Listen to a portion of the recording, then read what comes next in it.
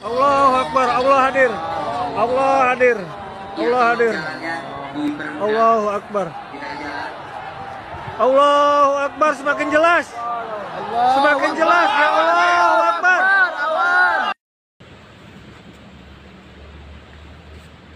Assalamualaikum warahmatullahi wabarakatuh. Sahabat Fahri, sahabat YouTuber, masih berada dalam suasana bulan Rajab. Ada beban terasa berat kalau kemudian di bulan Rajab ini saya tidak mencoba hadir untuk sedikit membahas tentang Isra Mi'raj. Sahabat Fahri, saya langsung aja ya supaya Anda tidak men-skip video ini. Terkait tentang Isra Mi'raj, ada baiknya kita umat Islam ya harus memperkuat pemahaman kita tentang peristiwa ini. Bahwasanya peristiwa Isra Mi'raj ini tentu saja bukan hanya sekedar kejadian biasa yang kemudian kita cukup hanya dengan merayakannya, tetapi ia juga lagi-lagi mempunyai efek yang besar buat keimanan dan ketakwaan kita kepada Allah Subhanahu wa taala. Sahabat Fahri, ketahuilah, kita tahu bahwa Allah itu Zat pencipta Al-Khaliq alam raya ini. Kita semua diciptakan oleh Allah Subhanahu wa taala. Antara Allah dengan kita, sahabat Fahri, mempunyai dimensi yang berbeda. Dimensi di sini tidak berarti ruang dan tempat, namun dimensi dalam arti esensi. Analogi untuk mendekatkan logika kita, misalnya ya kita sebagai manusia dengan makhluk gaib seperti jin, masing-masing mempunyai dimensi yang berbeda. Tapi makhluk gaib jin misalnya di sini masih membutuhkan tempat, ruang dan waktu. Sementara Allah tidak butuh semua. Allah tidak membutuhkan apapun. Sahabat Fahri, sahabat YouTuber, sahabat beriman, Allah itu berada pada dimensi ilahi. Kita berada pada dimensi insani. Kita diberikan penutup atau hijab antara Allah dengan kita. Bukan karena Allah jauh dengan kita yang kemudian menjadikan kita tidak bisa melihat Allah, bukan. Allah sangat dekat dengan kita, bahkan lebih dekat dengan urat leher kita sendiri. Wa nahnu aqrabu ilaihi min hablil warid. Kita tidak bisa menyaksikan Allah karena lagi-lagi kita mempunyai hijab sehingga kita tidak bisa mengakses dimensi Allah. Tetapi walaupun demikian, Allah tetap ya masih bisa secara penuh mengawasi semua gerak-gerik kita. Allah Subhanahu wa taala menciptakan semua hamba itu baik dari kalangan jin maupun manusia dengan tujuan hanya satu, ya, menyembah kepada Allah Subhanahu wa taala. Sahabat Fahri, dalam menyampaikan kehendak Allah, Allah kemudian mengutus para nabi yang diantaranya adalah Nabiullah Muhammad sallallahu alaihi wasallam. Untuk apa? Untuk menyampaikan risalah ilahiyah. Hikmahnya agar manusia yang berada pada dimensi penuh hijab itu tadi dan tidak bisa sama dengan dimensi Tuhan, kemudian bisa menjadi tahu atas apa yang dikehendaki oleh Allah Subhanahu wa taala melalui perantara utusannya. Contoh ya, ini contoh paling logis ya. Ya. Ketika Allah memerintahkan umat manusia kita ini untuk menjalankan ibadah salat 5 waktu misalnya. Kita sebagai manusia lagi-lagi tidak akan bisa memahami atas apa yang dikehendaki oleh Allah tanpa melalui Rasul atau utusan Allah yang kemudian hadir menyampaikan informasi-informasi penting. Barulah kemudian kita menjadi tahu bahwa misalnya Allah Subhanahu wa taala menghendaki kita sebagai umat manusia diperintahkannya secara wajib untuk kemudian menjalankan salat 5 waktu. Sahabat Fahri, sahabat YouTuber, kewajiban salat 5 waktu ini yaitu dimulai setelah Rasulullah sallallahu alaihi wasallam diisra'kan, diperjalankan oleh Allah di malam hari atau di waktu malam dari Masjidil Haram, kota Makkah, menuju Masjidil Aqsa yang berada di Palestina. Kemudian dari Palestina kemudian dimi'rajkan, dinaikkan lagi ya menuju Sidratil Muntaha atau Sidratul Muntaha. Perjalanan Rasulullah ini merupakan perjalanan yang menakjubkan. Bagaimana tidak menakjubkan? Bagaimana tidak? Ya, jika kita sehari-hari mengungkapkan syukur menggunakan kalimat alhamdulillah, atau misalnya kita mendapatkan musibah, kita kemudian mengucapkan innalillah. Di dalam hal yang atau ada sebuah hal yang menakjubkan, kita disyariatkan kemudian untuk membaca subhanallah. Sahabat Fahri, di dalam Al-Quran pada kisah Isra Mi'raj, Allah kemudian berfirman menggunakan kata subhanallah, sebagaimana yang kita lihat pada ayat pertama pada surah Al-Isra. A'udzubillahi minasyaitonirrajim. Bismillahirrahmanirrahim. Subhanalladzi asra bi 'abdihi lailan minal masjidil haram ilal masjidil aqsal ladzi barakna haulah linuriyahu min ayatina innahu huwas samiul alim. Subhanallah, maha suci Allah yang telah memperjalankan hambanya pada suatu malam dari mana? Minal masjidil harami ilal masjidil aqsa allazi barakna haulah, yang telah kami berkahi sekelilingnya. Ya, innahu huwas samiul alim. Itulah sebagian dari tanda-tanda kebesaran kami, kata Allah. Innahu huwas samiul alim. Sesungguhnya Allah itu maha mendengar lagi maha mengetahui. Sahabat Fahri, ini yang menarik ya kita bahas, jangan di skip. Pada kalimat subhanallah, Ibnu Katsir dalam tafsirnya kemudian menyatakan kalimat subhana di sini menunjukkan saking agungnya Allah Subhanahu wa taala. Hanya Allah saja yang kemudian memiliki kemampuan menjalankan seorang anak manusia bernama Nabiullah Muhammad SAW dari Makkah menuju ke Palestina, kemudian dari Palestina ke Sidratul Muntaha tidak sampai dari satu malam. Bahkan dalam satu riwayat mengisahkan setelah Rasulullah melakukan Isra Mi'raj, tempat tidurnya itu masih hangat dan tempayan bekas Rasulullah mengambil air wudhu itu masih dalam keadaan basah atau belum kering. Lagi-lagi ini adalah peristiwa yang luar biasa. Hanya Allah yang bisa melakukan, yang mana bumi dan seisinya di bawah kendali Allah Subhanahu wa taala. Keajaiban yang mencengangkan ini tentu saja sangat sesuai jika kemudian Allah Subhanahu wa taala menggunakan kata subhana. Sahabat Fahri masih membahas tentang subhana. Ibnu Katsir mengatakan, apa kata Ibnu Katsir? Yumahida ta'ala nafsahu wa yu'dhi ma syatahu li qudrati ala ma la yuqaddiru alaihi ahadun syawahu falaha ilaihi ghairuhu. Allah itu Allah itu mengagungkan zatnya sendiri, mengagungkan keadaannya karena kekuasaannya atas yang tidak mampu dilakukan siapapun selain dia, selain dirinya. Subhanallah, subhanallah. Sahabat Fahri, sahabat beriman, ya jangan di skip dulu ya. Kita akan bahas secara tuntas ini tentang Isra Mi'raj. Ya, insya Allah akan ada ilmu yang mengalir di sini. Masih tentang subhanallah, As-Salafi menyatakan bahwa kalimat subhana itu berarti kalimat ta'ajjub. Ya, apa itu? Bagaimana itu ekspresi kita ketika kita ta'ajjub ya? Wa yaqulu subhana bima'na at-ta'ajjub. Ya, kata subhana itu memiliki arti at-ta'ajjub ya. Mata itu kayak seperti ya, kayak ya ta'ajjub ya. Ya, ekspresi ta'ajjub itu kan mata kayak ya. Sahabat Fahri, banyak juga kemudian ulama yang menjelaskan subhana pada ayat ini mempunyai makna ya penyucian dari segala kekurangan.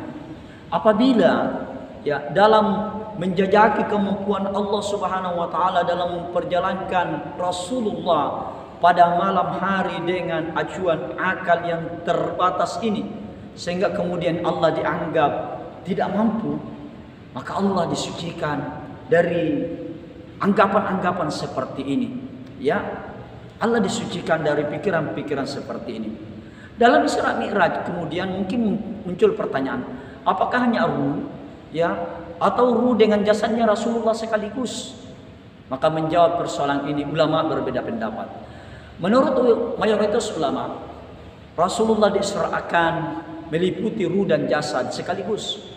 Hal ini berdasarkan apabila yang diisrakan itu hanya ruhnya saja, berarti Rasulullah sama dengan mimpi. Jika Isra hanya sebuah mimpi saja, maka hal ini tentu saja bukan merupakan kejadian yang luar biasa, yang kemudian sampai-sampai Allah memakai istilah Subhana pada ayat ya pada surah pertama surah Al-Isra. Yang membuat fenomenal pada peristiwa Isra Mi'raj itu adalah keajaiban perjalanan dengan ruang yang besar. Namun waktunya sedemikian singkat. Ini kan yang luar biasa sekali. Dari Mekah ya menuju Palestina, kemudian ke Sidratul Muntaha. Kemudian pada ayat selanjutnya ada kata asra bi abdihi. Allah Subhanahu wa taala tidak menyandarkan kalimat subhana dengan lafaz Allah, tetapi dengan asra. Ya, dengan asra. Di sini ada kebesaran Allah yang memperjalankan hambanya pada malam hari. Di sini Allah tidak menyebut Rasulullah dengan menyebut namanya Muhammad, tetapi malah menyifati Rasulullah yang diperjalankan di waktu malam itu dengan memakai istilah abdihi, hambanya. Ini yang menarik ya. Kenapa Allah lebih memilih memberi label pada Rasulullah hanya dengan predikat hamba? Ya, padahal ya peristiwa Isra Mi'raj ini adalah kejadian yang fenomenal.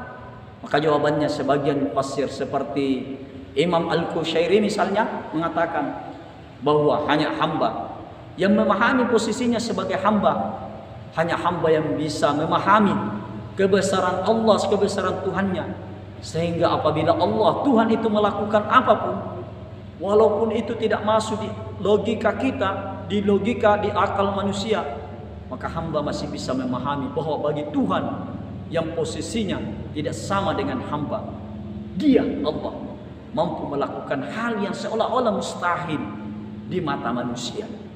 Ya, subhanallah. Ya, asrabil. Sahabat Fahri, sahabat YouTuber, sebagian ulama juga menyatakan peniadaan status Nabiullah atau Nabi Muhammad sebagai nabi yang prestise di sini supaya Rasulullah itu tidak mempunyai sifat ujub. Ya, sebagian ulama lain juga mengungkapkan hal ini tentu saja untuk mengagungkan Allah Subhanahu wa taala dan sebagai bentuk tawaduknya Rasulullah sallallahu alaihi wasallam. Sahabat Fahri, sahabat beriman, perjalanan Rasulullah pada Isra Mi'raj ini yang perlu kita ketahui, bukan atas inisiatif dan kemauannya, tetapi murni atas kehendak Allah yang kemudian menjalankan Rasulullah. Oleh karena itu, masuk akal atau tidak bagi seorang hamba harus lagi-lagi mengedepankan posisinya sebagai hamba dan mengagungkan ketuhanan Allah yang mampu melakukan apa saja. Dan lagi-lagi hamba harus menomorduakan akalnya yang serba terbatas ini. Logika kita tidak akan mampu pernah mencerna yaitu peristiwa Isra Mi'raj. Sekarang agama dan logika. Kalau menengok sejarah, memang ya orang Arab waktu Isra Mi'raj itu diturunkan, lagi-lagi tidak semuanya kemudian dengan mudah memahami Isra Mi'raj Rasulullah Sallallahu Alaihi Wasallam kalau hanya dengan landasan logika saja. Mungkin apabila dilogikakan hari ini, di saat dunia ya kita hari ini sudah banyak kecanggihan teknologi, kita akan bisa mendekatkan pikiran kita ke sana ya. Ya, dahulu saat Isra Mi'raj ini berlangsung, masyarakat terlampau jauh untuk kemudian menganalogikannya. Bagaimana jarak antara Makkah sampai ke Palestina yang panjangnya sekitar 1.500 km itu kemudian bisa ditempuh hanya dalam waktu sangat singkat. Ya, bagaimana itu bisa terjadi? Tetapi di dunia modern ini jarak yang sedemikian jauh, ya, jika ditempuh dengan naik unta atau kuda misalnya, maka tentu saja akan membutuhkan waktu berminggu-minggu, bahkan berbulan. Ya, tetapi kita bisa meringkasnya dengan pesawat yang mungkin hanya membutuhkan waktu sekitar 3 jam saja. Lebih dekat lagi, bagaimana kalau kita kemudian membayangkan atau menggunakan teori ya jalannya cahaya. Saat ini kita di Indonesia, jika akan ke Amerika kita menggunakan pesawat mungkin bisa menghabiskan seharian baru bisa sampai di sana. Tetapi bagaimana dengan kecepatan teknologi telepon atau WhatsApp misalnya? Pada detik ini kita mungkin mengirim pesan, baik itu pesan gambar, pesan tulisan atau pesan suara, maka detik ini pula akan sampai pesan kita itu ke sana. Dengan logika apapun, mungkin hal seperti itu tidak akan masuk akal pada logika orang di zaman Nabi. Oleh karena itu, dalam urusan agama, walaupun agama itu banyak yang rasional, tetapi lagi-lagi kita tetap harus memposisikan otak kita di belakang penghambaan kita kepada Allah Subhanahu wa ta'ala. Sahabat Fahri, sahabat YouTuber, kemudian ada oleh-oleh yang dibawa oleh Rasulullah ketika Isra Mi'raj. Apa itu salat? Perjalanan malam Rasulullah yang fenomenal itu ya menghasilkan sebuah perintah salat 5 waktu. Ya, dengan kisah yang cukup panjang itu diceritakannya. Tetapi yang perlu saya ingin bergaris bawahi di sini bahwa sahabat Fahri, salat adalah sebuah perintah yang kemudian melalui momen sakral fenomenal. Oleh karena itu, tentu saja kita harus malu jika sampai kemudian mencoba-coba meninggalkan salat 5 waktu. Kita selalu mengingat dan merayakan sesuatu yang atau momen-momen penting dan fenomenal dalam hidup kita. Anggaplah misalnya kita lahir, sebuah hal fenomenal dalam hidup kita, kita rayakan itu. Momen menikah yang fenomenal, kita kenang itu.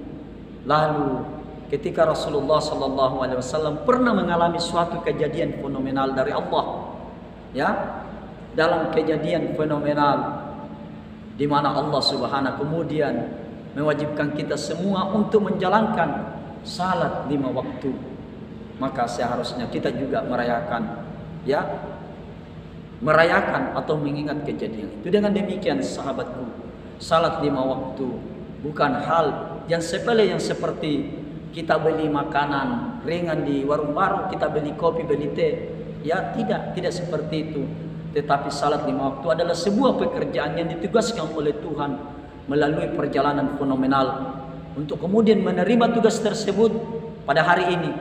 Saat kita menjalankan salat, sebenarnya kita sedang menjalankan perintah Tuhan yang sangat besar nilainya. Ya, itu berarti bahwa salat lagi-lagi bukan hal yang bisa kita kesampingkan. Ya, tidak bisa kita abaikan, tidak bisa kita anggap remeh. Maka mari kita jaga salat kita. Harapan kita kelak saat kita meninggalkan dunia ini dalam keadaan menetapi iman Islam, tidak meninggalkan salat. Kita meninggal dunia dalam keadaan husnul khatimah. Amin amin ya rabbal alamin. Sahabatku, jangan ada di antara kita yang coba-coba lagi meninggalkan salat 5 waktu.